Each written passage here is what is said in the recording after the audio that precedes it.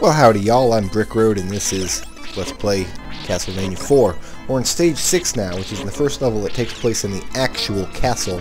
And this level really drives home the point of having lots and lots of monsters on screen at all times. You've got zombies and dogs and bats and guys with the axe knights with armor.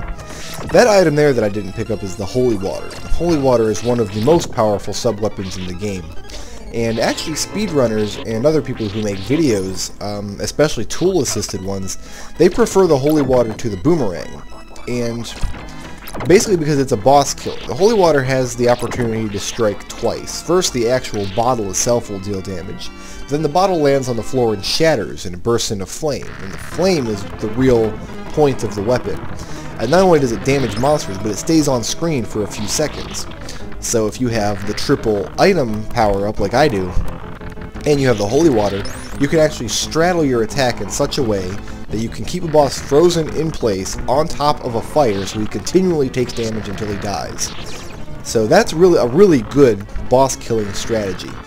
The reason I particularly prefer the boomerang is because, first of all, let's not mince words, the boomerang's pretty good at killing bosses as it is. And second of all, the boomerang is more useful in the stage because it has a full screen range. That's pretty much why I like it more. Right here we're going to uncover one of the two secret areas in Castlevania IV, and it's kind of a neat little vignette with the ghost man down there and his poor ghostly dog who I killed with a boomerang. And he's all sad.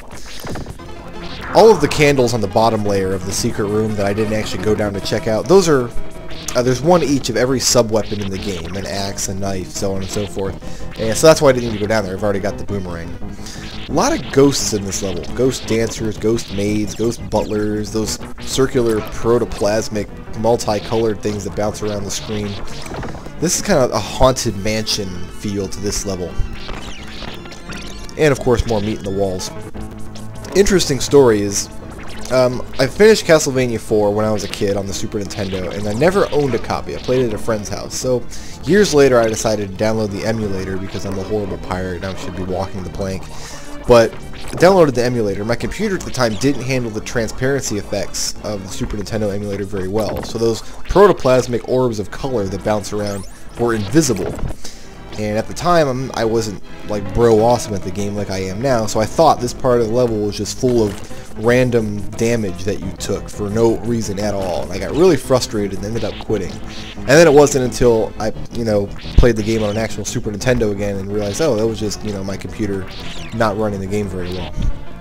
This section of the level here really starts driving home the point of you need to dodge monsters. Not because you've got a life bar that you don't want to turn white, but because one hit, if you're over a bed of spikes or over a pit, you'll be knocked into that pit, and then you're dead. That's where a lot of the danger comes from. And, being chased by coffins is just, you're having a bad day if that happens. You want to avoid that if possible. So we've seen zombies in the first section and ghosts in the second, and now we're going to see lots of skeletons. This is like Skeleton Central. Skeletons that throw bones. These red skeletons who don't die, they reform and come at you. In the first quest, all the skeletons take one hit to kill, so getting through here is real easy. You can clean it out, throw a boomerang ahead of you if you want, and let it clean out by itself. On the second quest, they all take 2 hits instead. And there's more meat in this wall, which is handy because I was missing a lot of life. The ghostly magic hands sticking out of the wall, those are a trap. If you step in front of them, the skeleton standing off to the side there solidifies, and then he sits there and beats you to death because, that's what traps are for. But they're pretty easy to avoid. You just jump over them and they can't get a hold of you. And then more red skeletons. See you later, buddies. I've always liked this big circle of coffins for some reason. I don't know why. It's not very dangerous, they're easy to kill, but I just kind of thought they've always kind of cool. And that's a coffin table, I guess. Here we have some ghost dancers, and things are just getting more and more creepy as we go. I mean, good lord, ghost butlers, ghost dancers. And the reason these guys are annoying is because they will bounce around the screen endlessly until you finally kill them. It's not like a lot of monsters if you just walk past them or get them to scroll off the screen, you're done with them, because you cannot scroll them away. They follow you around.